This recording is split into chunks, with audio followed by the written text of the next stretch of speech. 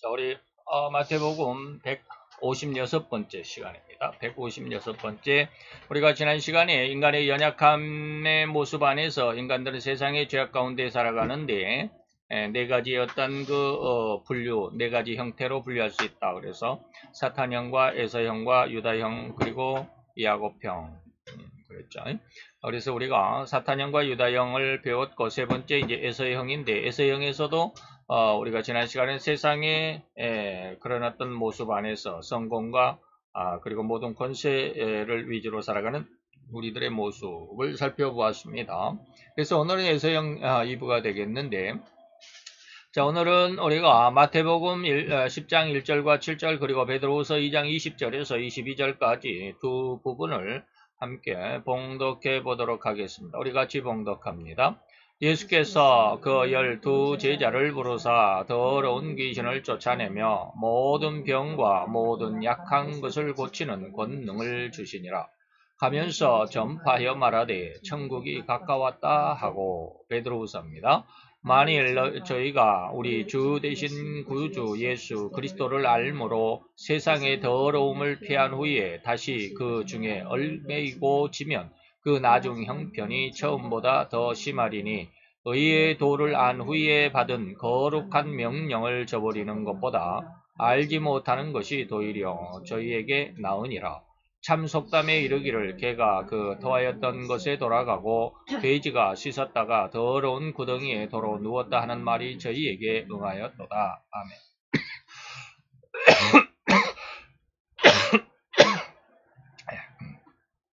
오늘 우리가 지난 에서형의 어떤 그 특징의 첫 번째 모습은 세상 속에 살아가는 세상의 모든 명예와 권세 그 영광 속에 묻혀 살아가는 인간의 모습들을 에서를 통해서 보았다고 한다면 또 다른 모습이 뭐냐면 울면서 그 축복받기를 원했지만 받지 못했다라고 하는 히브리서의 말씀을 그대로 우리가 보면서 우리가 두 번째 시간을 한번 볼 수 있도록 합니다. 인간의 연약함, 그 세상과 세상 법칙에 굴복하고 살아갈 수밖에 없는 완전한 죄인의 삶의 또 다른 한 면을 우리가 들여다보는데, 이제 우리가, 첫 번째는 사탄형, 두 번째는 유다형. 사탄형은 전혀 회개할 마음이 없는, 회개를 모르는, 그랬죠. 유다형은 자포자기하고 자기가 스스로 모든 것을 포기해버리는 자포자기. 에서형이 있는데, 그 중에 첫 번째가 우리가 지난 시간에 세상 모든 권세와 명예 속에 살아가는, 영광 속에 살아가는. 그러나, 오늘 두 번째는, 에서형의 두 번째는, 히브리서 12장 15절 17절에 보면 17절에서 눈물로 간구하고 눈물로서 그 축복받기를 그렇게 요구하지만 버림바가 됐다. 이미 너는 버렸다. 그래서 그것이 고칠 기회, 다시 말해 회개할 기회를 얻지 못한다라고 하는 이러한 의미가 히브리서 12장 15절 17절 안에 있습니다. 그래서 이러한 내용들을 오늘 우리가 살펴볼 텐데 물론 이것은 뭡니까? 회개할 기회를 얻지 못했다. 다시 말하면 신앙 가운데 있는 자들의 모습을 의미합니다. 안 믿는 자들은 이미 사탄이나 사탄형에 속해 있는 사람들이 거의 태반이죠. 안 믿는 사람들은 그렇습니다.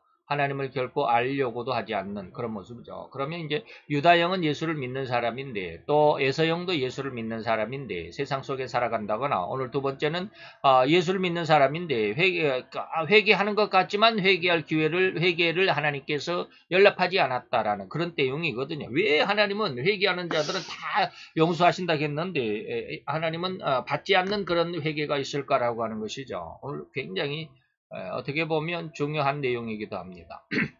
그래서 어떤 신도들 여기서는 저는 되도록이면 성도라는 말로 대신했습니다. 성도라는 말은 이미 거룩한 은혜 가운데 있는 나중에 보면 이제 살아있는 신앙이다라고 그러는데 그 살아있는 신앙 안에 있는 자들은 성도라고 그러는데 성도의 비슷한 모습들 알곡과 비슷한 모습은 가라지라고 그러죠. 그런 내용들이죠. 그래서 어떤 신도들도 역시 항상 회개하는 마음으로 애통하고 눈물로 간구해 보지만 고쳐지지 않는 자들이 많이 있다. 굉장히 이게 애매한 말이죠. 믿음을 가지고 회개하고 눈물로 자기의 잘못을 반성하고 뉘우치고 회개하는데 그게 왜 잘못됐다라는 걸까? 왜 하나님은 이러한 눈물을, 이러한 회개를 받아주지 않는 걸까? 굉장히 의문스러운 것이고 의미심장한 그런 내용입니다. 우리가 쉽게 말하면 사도 바울이 그랬죠. 성령에 의하지 아니하고는 예수를 주라고도 할 수 없고 성령에 의하지 않고는 우리의 죄를 알지도 못한다라고 그랬는데, 자기 죄를 회개했다라고 하는 건 자기 죄를 안다라는 것이 아닐까라고 하는 것이죠. 근데 잘 한번 들어보세요. 제가 이 원고를 만들고 나서 3번인가를 고쳤어요. 그래서 지금 앞뒤가 잘 안 맞는 그런 부분이 없지 않아 있는데, 아주 고심을 많이 했습니다. 기도도 많이 했습니다. 도대체 이 말이 무슨 말일까? 그래서 제가 초창기에 그 설교한 내용과는 좀 다릅니다. 물론 에서영의 첫 번째 일부에서 말씀드리는 것도 제가 초창기 믿음을 가졌을 때 처음 목사가 되고 얼마 되지 않았을 때까지 했던 설교 내용에는 그런 내용이 전혀 없었습니다. 근데 이번에 다시 원고를 작성하면서 그런 내용들을 하나님이 쭉 알려주셨고 보여주셨고 느끼게 해주셨습니다. 그래서 오늘 이 부분도 한 3번 정도 원고가 바뀌었습니다. 일주일 동안 지난 주간에 제가 2부가 있겠습니다라고 해놓고 일주일 동안 원고를 작성을 했는데 한 3번 정도 바꿨어요.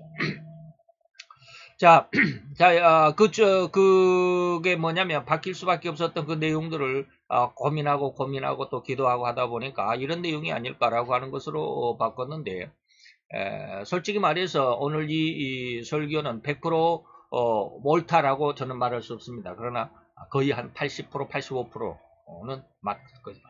90% 가까이는 맞을 것이다라고 봅니다. 그래서 어떤 신도들이 회개하는 마음이 있는데, 그리고 눈물로 애통하고 간구하는데 그것이 뭐요?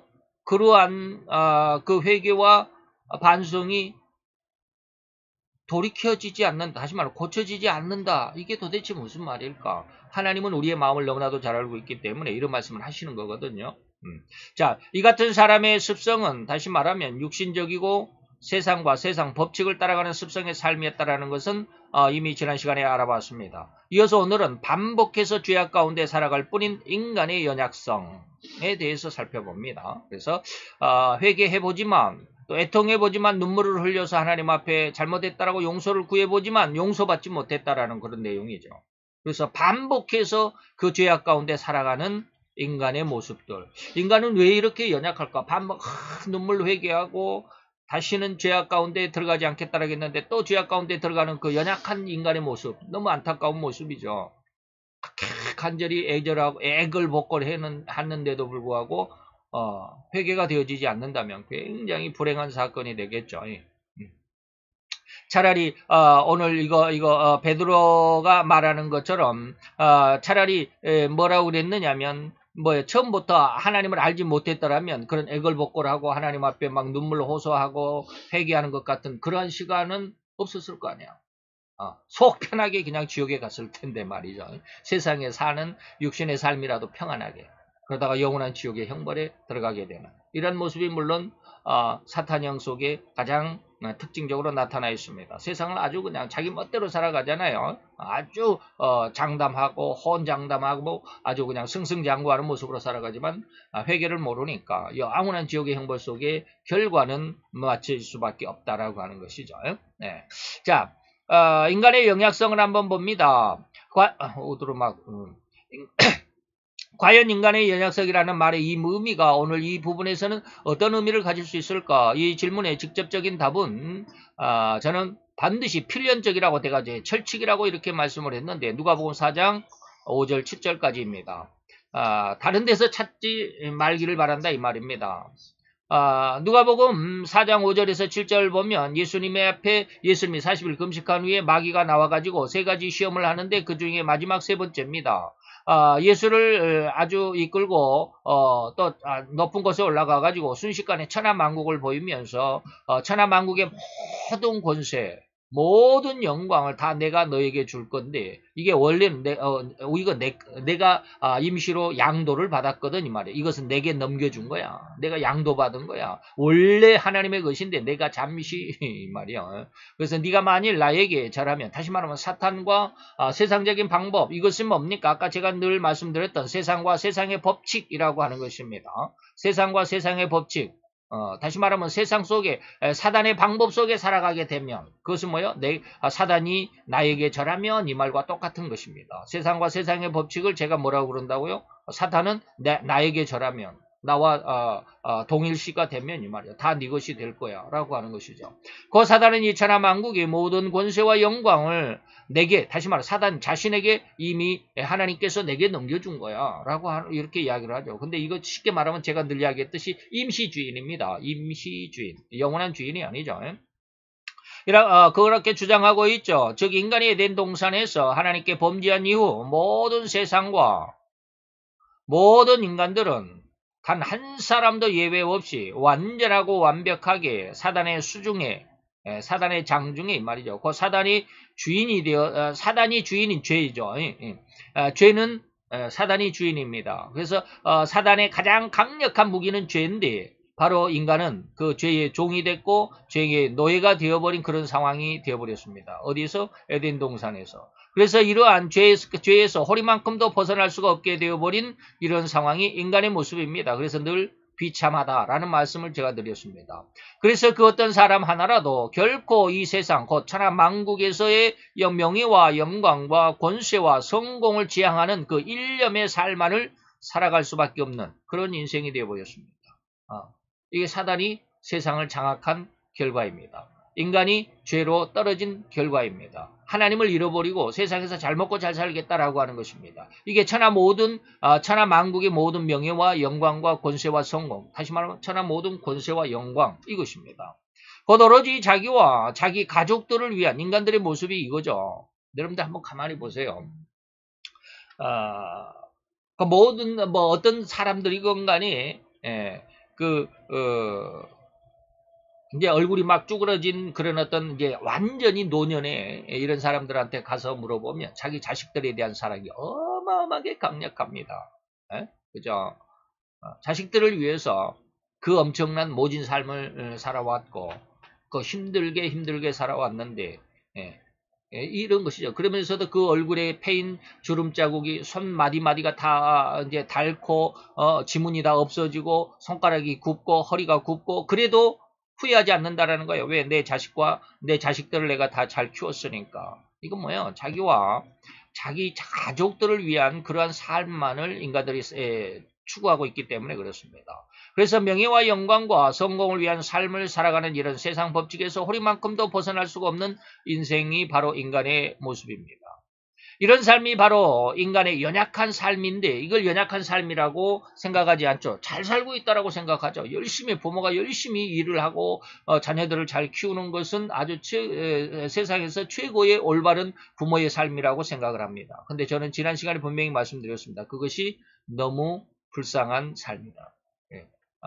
죽음이 두려워서 일생에 매여 종노릇하는 그러한 삶이다라는 그런 의미를 지난 시간에 분명히 말씀을 드렸습니다. 그래서 이 외에는 결코 다른 답을, 다시 말하면 인간의 모습을 이 누가복음 4장 5절 7절 이 외에서는 결코 다른 답을 다른 데서 찾을 수도 없다 이 말입니다. 이런 인간의 모든 삶이 오직 죄의 종이 된 삶이고 죽음이 두려워 일생에 매여 살고 살 수밖에 없는 비참한 인간의 삶의 모습일 뿐이고 곧 인간의 연약함이 바로 이 인간의 모습이다라고 하는 것입니다. 그 모든 본체고 이것이 바로 인간의 정체죠. 근데 이것을 일러줘도 잘 모르더라고요. 나는 열심히 잘 살고 있어 라고 하는 것이죠. 이런 연약함이란 의미의 삶을 인간이 살아가고 있음을 깨달아라. 오늘은 예서행 인간의 그 비참함을 오늘 이 시간에 한번 살펴볼 수 있어야만 할 것입니다.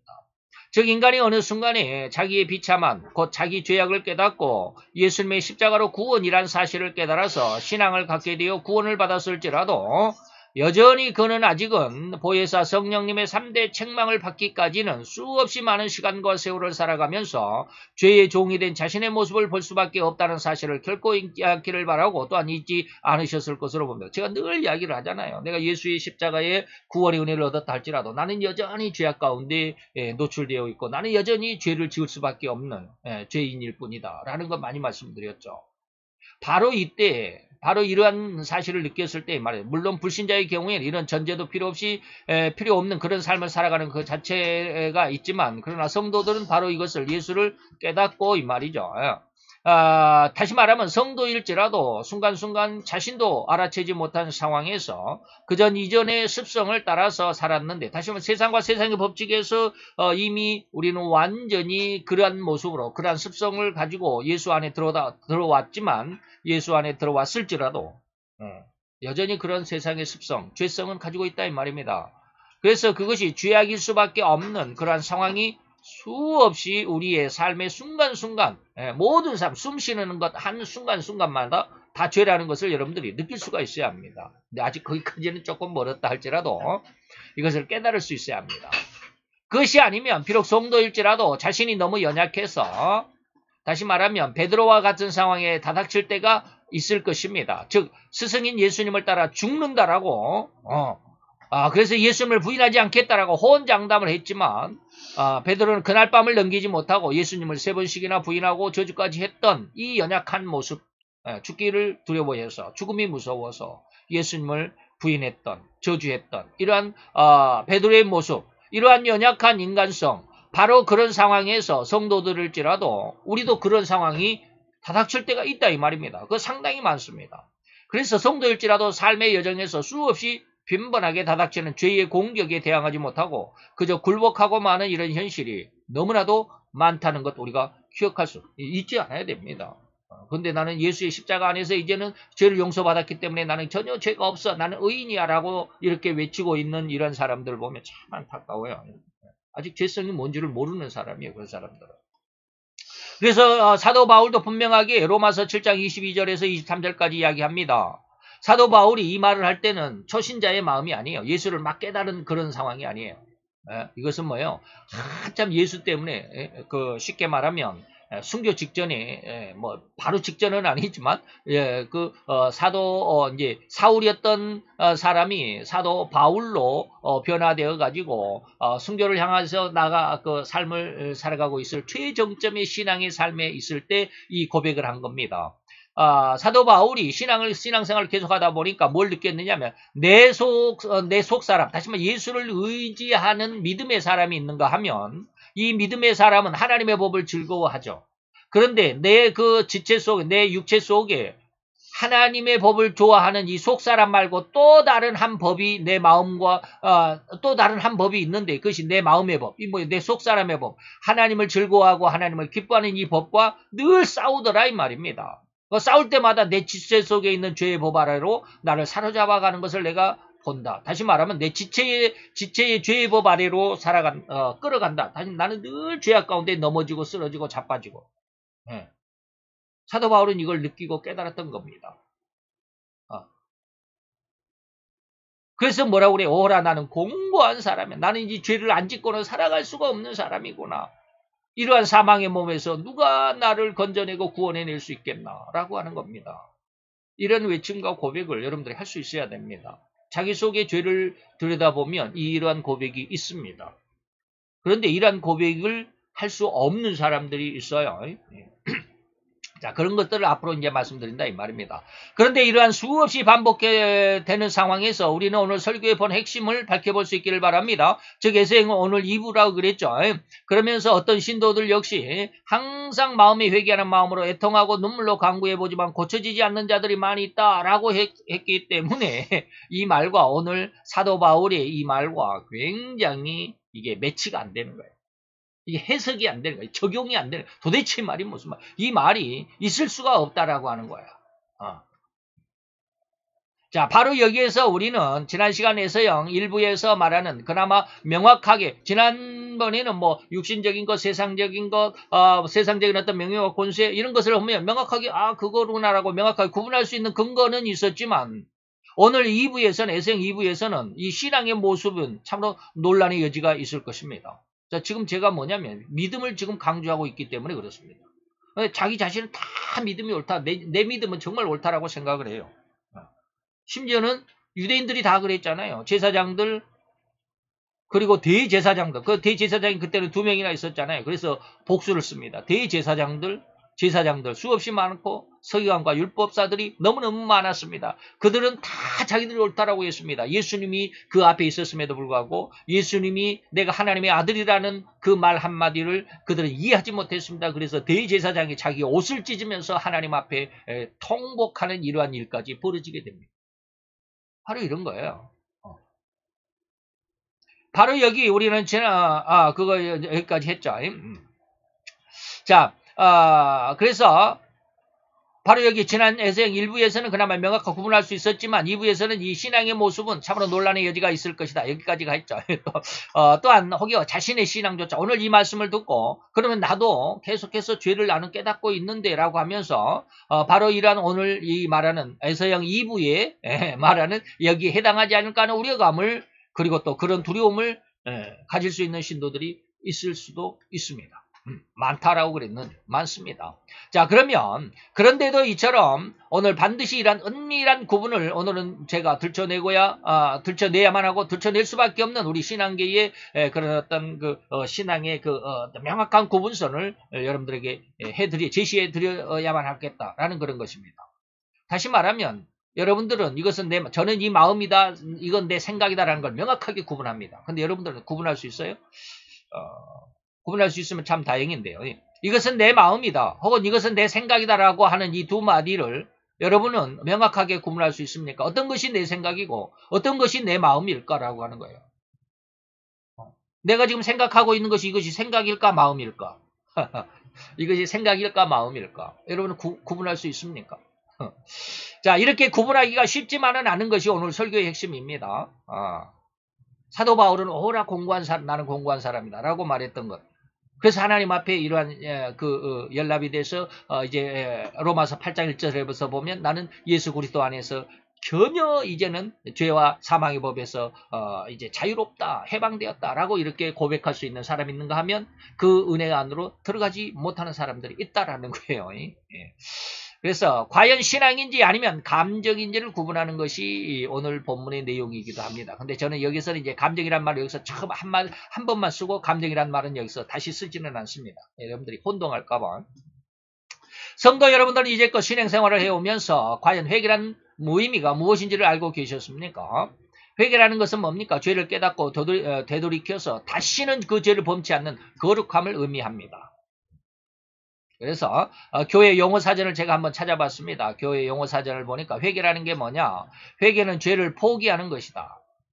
포기했다. 다시는 갖지 않는다 이 말입니다. 그래서 거룩한 생활을 가능하게 하는 성령의 역사를 수용하는 것이 회개다. 따라서 참된 회개는 죄를 미워하는 마음의 변화. 마음이 이제는 죄로 더불어서 살아가는 것이 아니라 죄를 미워하는 마음. 죄에서 떠나는 생활로의 이런 변화가 포함되어 있다라고 이렇게 교회 용어사전에는 회개를 정의하고 있습니다. 그런데 오늘 에세형 2부에서는 이 핵심은 신도의 모습을 가지고 있으면서 회개는 하는데 회개의 모습을 얻지를 못했다. 다른 말로 하면 회개는 하는데 회개할 수 없는 심성이다 라고 전제하고 제가 여러분들에게 지금 전제하고 있는 것입니다. 이게 지금 마우스가 좀 말을 안 들어요. 이는 곧 사탄형 인간의 회개가 되어지지 않는 그런 어떤 심성과는 조금 다릅니다. 사탄형은 전혀 회개라는 걸 알지도 못해요. 자기만 잘났다고 해요. 뻔뻔하게. 요즘에 추땡에 요즘에 대통령 후보로 나와가지고 또 조땡 전 법무장관 이런 사람들 다 그러죠. 회개를 몰라요. 자기를 뭐가 잘못했는지를 몰라요. 사탄의 심성은 아예 반성이나 회개라는 단어조차 그 심성에 존재하지 않는다라고 말씀을 드릴 수는 있지만 오늘 에세형의 인간은 늘 반복해서 자기의 나약함을 깨닫고 있습니다. 자기의 잘못과 실수와 죄를 너무나도 잘 아는 듯한 그런 언행으로 살아갑니다. 그런 삶을 살아갑니다.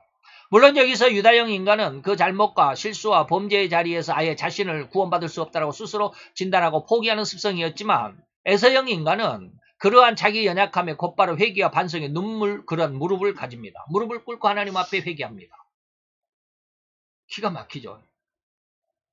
근데 왜 이게 하나님 앞에 이러한 눈물로 회개하고 반성하는 이 눈물로 간구하는 것을 하나님은 왜 안 받을까?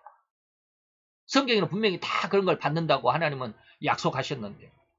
지난 시간에 그랬잖아요. 수백 번, 수천 번, 수만 번 잘못했다가 하나님 앞에 돌아오면 하나님은 받아주신다. 제가 분명히 그런 말을 했습니다.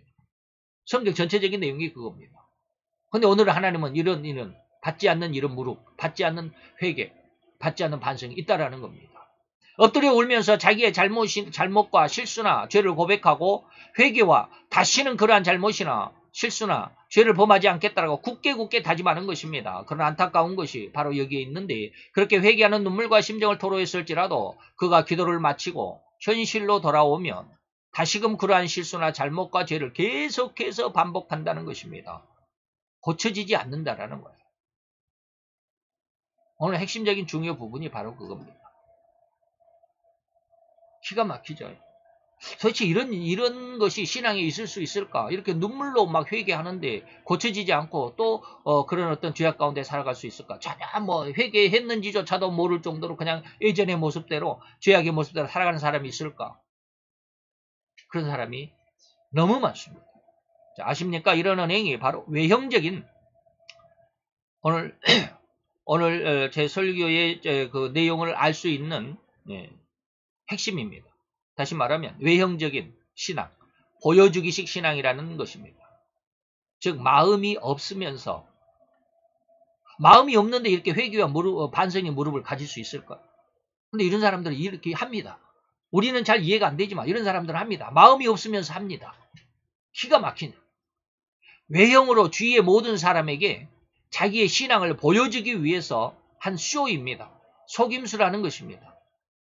이러한 모습을 세상에서는 뭐라고 하냐면 악의 눈물이라고 하는데 악의 눈물에 대해서는 잠시 후에 저 뒤에서 말씀을 드리겠습니다. 자, 회개 하나 고쳐지지 않습니다. 반성하고 결단의 모습을 보이나 여전히 이전의 잘못된 습관과 거짓된 삶이나 욕망의 마음이 고쳐지지도 변화되지도 않는 그런 심성이 있습니다. 굉장히 무서운 건데 이런 사람이 없을 것 같아요? 무지 많습니다. 왜 그럴까? 왜 이런 삶을 살까요? 이런 생각은 결코 믿음이 아니고 외형으로 주위의 사람들을 속이기 위한 자기 위장이기 때문에 자기는 이것이 그냥 생활적인 습관입니다. 그 자기의 신앙이라고 생각합니다. 그러면서 삶은 계속 여전히 그렇게 살아갑니다. 계속해서 이렇듯 자기의 믿음의 외형을 광고하듯이 남들 앞에 드러내고자 할 뿐입니다. 마음은 전혀 허리만큼도 신앙에는 동요됨이 없이 말입니다. 이해가 되지 않죠? 그런데 이런 사람들이 있습니다. 저는 많이 봤거든요. 제가 여러분 말씀드릴 수는 없지만 많이 봤어요. 왜요? 저는 사람들의 마음을 쬐끔은 볼 수 있거든요. 100% 훤히 들여다볼 수는 없지만 쬐끔은 볼 수 있어요. 자기의 죄와 실수와 잘못을 깨닫고 회개하듯이 눈물과 콧물로 주위의 성도들을 속이고자 하나님도 속일 수 있을 것이라는 생각으로 제단 앞에 엎드려 회개의 무릎을 드립니다. 그러나 다시금 현실에서는 그리고 일상에서는 자기의 숱한 욕심과 야망과 욕망을 드러낼 뿐이니 그 고백한 죄와 실수와 잘못 등은 아예 아랑곳하지도 그래 아랑곳할 수도 없는 그런 언행으로 살아갈 뿐입니다.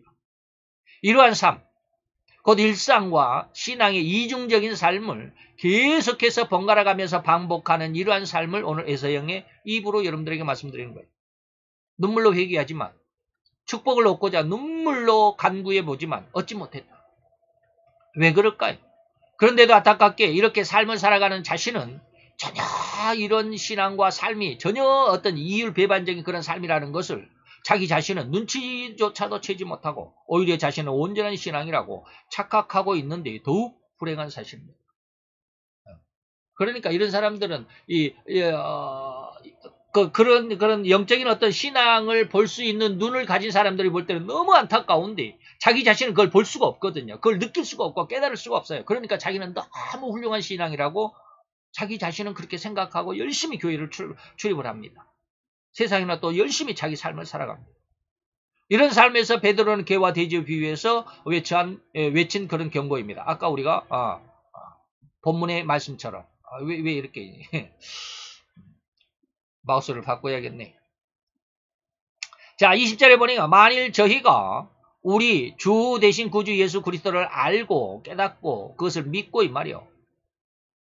그래서 세상의 더러움을 피했다. 죄를 회개했다 이 말이에요. 그런데 다시 그 중에 그 죄악 가운데 얽매이고 그 죄악 가운데 지고 하면 나중의 형편은 처음보다 더 심하게 흉측할 것이다. 의의 도를, 구원의 도를 안 후에 받은 거룩한 명령을 저버리는 것보다 바로 이제 앞에서 이 말하는 20절의 말보다 차라리 하나님을 알지 못했더라면 지옥에서 받는 형벌이 좀 덜 있을 텐데 알고 지은 죄에 대한 형벌은 더 큽니다. 그래서 많이 선생되지 말라라고 분명히 야고보 기자는 그렇게 우리에게 공고하고 있습니다. 많이 선생되지 말라. 이게 성도들이 똑같은 죄를 저질렀다 할지라도 성도가 지은 죄와 목사가 지은 죄에 대한 대가는 현격하게 천지 차이입니다. 똑같은 쉽게 말하면 남을 한 대 뒤통수를 후려 갈겠다. 성도가 남의 뒤통수를 후려 갈긴 것은 쉽게 말하면 하나님께서 10원어치의 어떤 죄의 형벌을 줬다면 목사가 그랬다면 목사는 한 100원어치는 죄의 형벌을 준다. 그만큼 많이 교사된, 많이 선생된 자의 범죄한 사실은 더 엄청나다 이 말입니다. 그래서 이 말이 그 말이에요. 21절이 그 말입니다. 그래서 이것이 속담으로 말하면 개가 토했다가 다시 그 토한 것을 돌아갔단 말은 다시 그 토했던 것을 주워 먹는다 이 말이에요. 이게 열심히 죄를 회개했다가 그 회개한 죄를 또다시 세상에 나가서는 또다시 죄를 짓고 똑같이 또 범죄하고 그 다음 주에 가서는 또 회개하고 그 다음 또 세상에 나가서는 또다시 거짓말하고 속이고 싸우고 다시는 안 싸우겠다. 다시는 남의 것 훔치지 않겠다. 나 욕하지 않겠다 그래놓고 또 욕하고 싸우고 훔치고 그래. 돼지가 씻었다가 깨끗해졌다가 더러운 구덩이 자기 똥 위에 다시 돌아 누웠다. 죄악 가운데 또 들어갔다 이 말입니다. 이것이 변화되지 않는, 고쳐지지 않는. 자, 여기서 이제 우리 성도들의 마음에 큰 혼란과 두려움을 느끼신 신도분들이 많습니다. 제가 이런 말하면 굉장히 두려워할 사람들이 많아요. 왜냐하면 자세히 자기 자신을 들여다보면 진정 자시 또한 항상 잘못이나 실수나 심지어는 죄를 범하고 회개한 적이 수없이 많다는 것을 느끼는 사람들이 많을 것이기 때문에 그렇습니다. 그렇다고 한다면 나도 역시 이제 회개할 기회를 얻지 못하는 것이 아닐까라는 이러한 혼란, 그러한 두려움이 있겠죠. 자, 여기서 여러분들에게 확실하게 정리해 드리겠습니다. 여기에 이 문제의 심각성이 있는 것입니다. 서두에 제가 언급해 드린 마음의 큰 혼란, 이것을 이제 정리해 드리겠다 이 말입니다. 오늘 에세형 2부에서 밝혀볼 신앙의 모습은 참으로 논란의 여지가 있을 것이고 혹여 자신의 신앙조차 이에 해당하지 않을까 하는 우려감 그리고 또 두려움을 가질 수 있는 신도가 많기 때문에 반드시 이것을 정리해 드려야 됩니다. 이제 우리는 그러한 두려워하는 마음이 진정한 근거를 찾아보아야 할 시간이 됐죠. 즉 에세형 2부의 인간의 이왕 2부와 같이 다시 말하면 세상에 이렇게 회개해도 고쳐지지 않는 구원받지 못한 그래서 구원이 아닌 나 자신의 신앙에 속아서 결국엔 지옥의 형벌과 그 멸망에 떨어지는 것이 아닐까 하는 이런 우려감을 우리는 오늘 속아내야만 할 것이기 때문에 그렇습니다. 잘 들어보셔야 됩니다. 이제는. 신도들의 마음에 뿌려진 신앙이 진실로 제가 아까 이제 맨 앞에서 살아있는 신앙이 무엇인가 라고 하는 것이 있는데 여기서 지금 말씀드리는 겁니다. 우리 성도들의 마음에 뿌려진 신앙이 정말로 성령 하나님의 은혜로 인한 신앙이라고 한다면 이것을 우리는 살아있는 신앙이라고 규정합니다. 그러면 내 믿음이 성령 하나님이 내 마음에 믿음을 주어서 내가 지금 믿음을 갖고 있는 것인가라는 걸 어떻게 할 수 있냐 이 말이에요. 성령 하나님이 내가 성령인데 내가 너에게 믿음을 준다라고 이렇게 딱 이렇게 들어오면 너무나도 확실할 텐데 지금 그러지 않거든요. 다 자기의 신앙이 옳다라고 생각하는데 그 중에 나쁘게 말하면 80% 90%는 잘못된 신앙입니다. 살아있는 신앙은 거의 10% 15%밖에 안 됩니다. 정확한 프로테이지는 아닙니다만 그렇게 작다 이 말입니다. 작다가 아니라 적겠죠. 그렇게 확실한 신앙이 적다 이 말입니다. 자, 이것을 오늘 여러분들에게 확실하게 규정해 드릴 것입니다. 자, 이러한 살아있는 신앙이라고 한다면 수없이 많은 실수와 허물과 잘못을 저질렀을지라도 결코 다시금 회개하는 자리에 오르는 자신을 볼 것입니다. 아니, 아까, 그렇죠. 계속 반복해서 회개해도 안 된다며, 여기서는 또 성령 하나님께서 은혜로 인한 신앙이라면 회개의 자리에 또다시 올라간다라고 이렇게 말하는데, 이 차이가 뭐냐, 이 말이에요. 회개를 반복하는 것과 똑같은 반복하는 모습이 있는데, 어떤 것은 멸망의 신앙이고, 멸망의 회개고, 어떤 것은 성령의 회개냐, 이 말이에요. 이걸 구분할 수 있어야 됩니다. 아주 중요합니다. 그래서 일주일 동안 기도하면서 제가 하나님 앞에 얻어낸 결과가 이겁니다. 그것은 자신을 향한 자신의 질책이 아니라 성령 하나님의 질책으로 인한 과정이기 때문에 진정한 살아있는 신앙은 허물과 실수와 잘못을 저질렀을지라도 다시금 회개하는 자리에 오르는 자신을 보게 됩니다. 아까 그 말씀도 계속 자기 실수와 죄를 반복하면서도 또 회개하고 눈물로 콧물로 회개하는 것 다시금 성령 하나님의 질책으로 인한 것이 아닐까요? 라고 말할 수 있겠죠. 그러나 이제 결과가 다릅니다. 과정은 똑같아요. 비슷해요. 똑같은 게 아니라 비슷합니다. 그래서 한 가지 명백한 사실을 밝혀내자면 성령님의 하나님의 은혜가 성령 하나님의 은혜가 아니고서는 결코 인간은 자기 실수나 죄를 들여다볼 수가 없습니다. 그런데 앞에서 말한 자기의 실수나 죄를 회개하고 반성하고 하는 것이 자기 실수를 본다라고 하는 것과 같은 것일까? 성령 하나님이 자기 죄를 보게 했을까? 그게 아니에요. 이게 다른 겁니다. 그래서 제가 자신의 질책이다. 성령 하나님의 질책이다. 이걸 구분할 수 있어야 합니다. 자신의 질책. 이거 성령 하나님의 질책. 죄를 질책하는 것이 내 마음이냐 이 말이에요. 아니면 하나님께서 내 죄를 질책하느냐. 이걸 구분할 수 있어야 합니다. 그런데 성령 하나님의 은혜가 아니고서는 인간은 결코 자기 죄를 들여다볼 수 없습니다. 그런데 앞에서는 자기 죄를 깨닫고 막 반복해서 회개하고 한다고 그랬잖아요. 그런데 이제 잘 들어보시기 바랍니다. 이게 뭐요? 이게 마우스를 바꿔야 되겠네. 자, 이런 심각하리만치 수없이 반복되는 죄에 대한 고민, 자기의 실수와 자기 잘못에 대한 반성과 그리고 회개하고자 하는 간절함 속에서 더더욱 깊어가는 범죄하고 있는 자기 자신의 나약함을 깨닫는 것은 다시 말합니다. 이 말을 잘 이해할 수 있어야 합니다. 여기까지는 비슷합니다. 여기까지는 비슷합니다. 앞에서 계속해서 반복하고 회개하고 눈물로 회개하지만 고쳐지지 않는 사람과 성령 하나님께서 죄를 그 성도의 죄를 질책을 해가지고 회개하고 넘어지고 또 회개하고 쓰러지고 넘어지고 그런 것과 여기까지는 똑같습니다. 근데 여기 뒤에부터가 다르다라는 걸 이해할 수 있어야 합니다. 자, 이런 심각하리만치 수없이 반복되는 죄에 대한 고민 앞에서도 있었죠. 자기 실수와 자기 잘못에 대한 반성 이거 앞에서도 있었습니다. 회개하고자 하는 간절함 속에 이것도 앞에서도 있었습니다.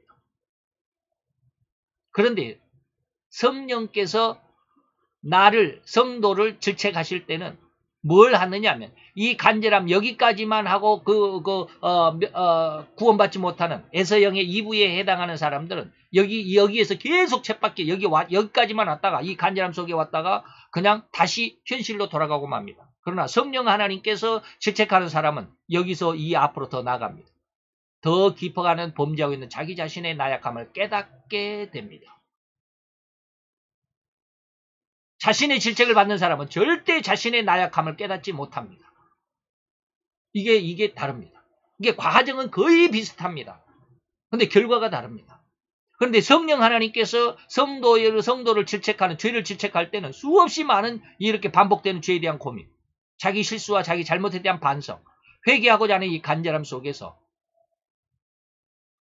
에서영은 원상태로 고쳐지지 않고 원상태로 돌아가 버리지만 성령 하나님께서 역사하는 그 신앙은 뭡니까? 자기가 나약하다, 범죄할 수밖에 없는 자기 자신의 나약함을 깨닫습니다. 이것은 결코 육신적인 지성이나 인간적인 어떤 생각이나 감성에 의해서 이루어질 수가 없는 것입니다. 성령 하나님이 아니고서는 이러한 어떤 회개로 인도에 갈 수가 없습니다. 인간 스스로는 이렇게 되지 않는다. 인간의 지성이나 감성이 이거 되지 않는다 이 말입니다.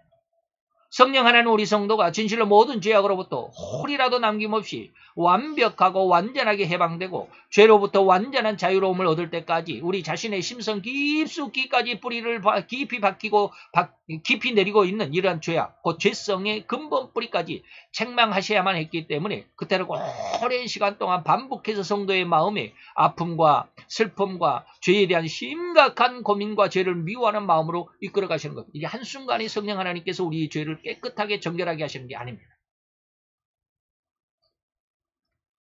만약 성도님들 중에서 오늘 이 설교의 내용과 같이 계속해서 자기 죄에 대한 심각한 고민과 반복되는 실수와 범과로 고민하는 분들이 혹 계시다면 절대로 이 신앙의 정확한 길이 있으심을 믿고 끝까지 마음속에 그 죄에 대한 고민을 포기하지 않기를 바랍니다. 온전히 정결함과 거룩함을 얻을 때까지 죄와 싸우는 심성으로 쓰러지고 넘어지고 또 자기 연약함을 보인다 할지라도 그 끝까지 죄와 싸우는 심성으로 우뚝 서시기를 간절히 축원해 드립니다. 이게 다릅니다. 결과가 달라요.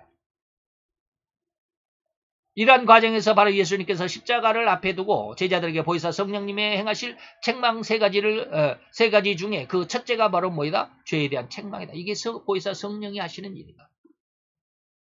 예수님의 십자가 앞에서 우리가 회개하는 순간 구원받는 이게 단회적인 일회적인 어떤 순간적인 그 찰나적인 은혜가 아니라 이 죄성에 대한 보혜사의 성령은 굉장히 오래가는 사람들이 많습니다. 요한복음 16장입니다. 그러나 육신적이고 인간 감정적인 신앙에서는 결코 이렇듯 오랫동안 죄와 싸우는 일은 없을 것입니다. 그저 그냥 회개는 하는 것 같지만 이게 고쳐지는 단계까지는 넘어가지 못한다 이 말입니다. 육신이나 인간의 감정은 결코 죄를 지적하거나 미워할 수 없는 타락한 심성이 있기 때문에 그렇습니다. 죄를 지적하는 심성이 없습니다, 인간은. 그리고 죄를 미워할 수 있는 이런 심성은 타락한 인간의 심성에서는 이게 있을 수가 없기 때문에 죄를 깨닫고 넘어가는 그런 과정은 없습니다. 성령 하나님만이 이 과정을 넘겨줍니다. 그러나 오늘 본문 내용과 같이 이러한 계속되는 반복은 오로지 자기의 열망과 다시 말하면 이제 앞에서 에서형 2부에 오늘 말씀드리는 그런 어떤 회개하고 또 뭐 반성하고 눈물로 강구해 보지만 얻지 못한 이런 심성들은 뭡니까? 특징이 있습니다. 그게 뭡니까? 오로지 자기의 열망과 욕망을 따라서 이 세상에 대한 자기의 삶과 영광과 명예를 얻고자 안다라는 마음뿐이기 때문에 어떻게 보면 하나님 앞에 회개하는 그 모습이 자기의 어떤 추구하는 것이 이루어지지 않기 때문에 어린아이가 엄마에게 뭐 요구하는 것, 아빠에게 요구하는 것을 해달라고 마트에 가서 그냥 막 자기가 원하는 장난감 사달라고 막 땡깡 노는 것처럼 이러한 모습일 수 있다. 이것이 바로 이렇게 세상의 모든 것을 얻고자 안다라는 마음에서 애통해야 하는 이 모습이 에서형의 2부의 모습. 그러니까 겉모양으로 볼 때는 우리가 볼 때는 하나님이 아닌 인간이 볼 때는 참 회개 잘한다라고 말할 수 있겠지만 속마음은 그렇지 않다 이 말이에요. 이런 상황을 어떻게 표현할 수 있을까요? 세상적인 표현에서는 이것을 악의 눈물이라고 합니다. 그래서 네이버 지식백과를 제가 한번 찾아봤습니다. 악의 눈물이 과연 무엇일까?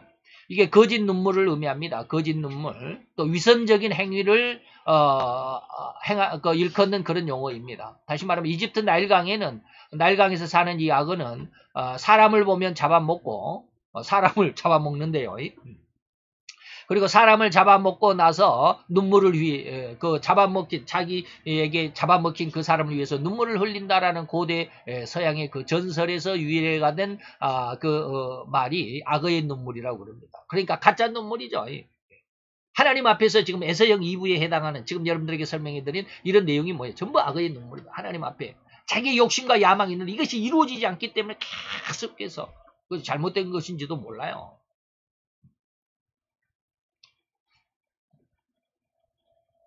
자, 즉 하나님 앞에 가식적인 그 흉악한 눈물을 보인다라는 이런 의미가 있습니다. 그래서 성도 이제 앞으로 이제 조금 남았지만 쭉쭉 읽어가겠습니다. 성도들이 곁에서 그의 회개의 눈물을 보면 참으로 마음이 안쓰러울 지경으로까지 보일 수 있을 수밖에 없을 것입니다. 이런 흉악한 심성들은 하나님도 자기의 눈물 앞에 속을 것이라는 뼛속까지 속임을 갖는 가식이 숨겨져 있다는 것. 자기 자신도 몰라요. 기가 막히죠. 예. 이런 사람들 있어요. 여러분들이 없는 것 같죠? 자기 마음을 어떻게 속일 수 있을까? 있어요. 근데 그걸 몰라요. 자기 자신. 옆에서 보는 사람은 그 사람을 알지만 그 자기 자신은 전혀 몰라요. 이는 더더욱 이 세상과 세상 법칙에서의 승승장구를 끝까지 추구하는 간절함에서 이런 속임의 눈물이 나오는 것임을 기억하시기 바랍니다. 쉽게 말하면 사기꾼, 하나님 앞에 사기치고 있다 이 말입니다. 그 죄를 회개하는 눈물인 것 같지만 그 신도의 마음 가장 깊숙한 중심에는 오로지 세상을 향한 성공과 명예와 영광만을 추구하고 있음을 신도 자신조차 그것을 깨닫지 못하는 경우가 허다합니다. 그래서 단지 성경에서는 하나님이 축복해 주신다니까 그 축복만을 믿고 기도하는 사람들이 많다 이 말입니다. 그래서 자기 자신의 신앙에 자기 자신이 속고 있는 것이다. 이것을 뭐라고 그래? 하나님은 교만이라고 합니다. 근데 교만이란 말은 여기서 여러분들에게 말씀드리진 않습니다. 너무 이 교만에 대해서 할 말이 많아갖고.